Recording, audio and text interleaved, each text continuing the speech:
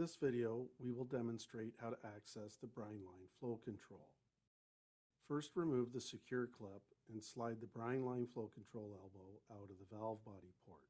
Next, remove the red housing out of the elbow and unthread the compression nut from the elbow to detach it. Inspect the small O-ring on the elbow for pinching or tears and replace it if damaged. Prior to placing onto the elbow, ensure to apply a light amount of silicone grease to the O-ring and then rethread the compression nut into place.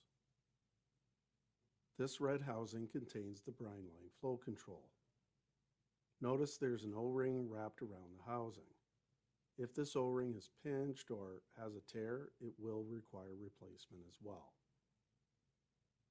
Next, pry the two halves of the red housing apart to expose the tiny rubber flow control.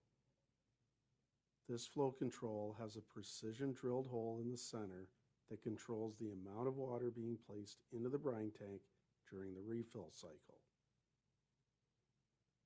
Notice there are two sides to the flow control.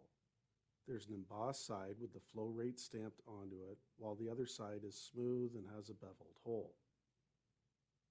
As you can see, there are other colors and sizes available, but for this example, a 0.7 gallon per minute flow control is being used. If a replacement is needed, you must use the same color and size. Carefully clear any possible debris from the flow control without damaging the hole. If there is any blockage in this flow control, it will negatively affect the amount of water being placed into the brine tank. When placing the flow control back into the plastic red retainer, there is a right way and a wrong way.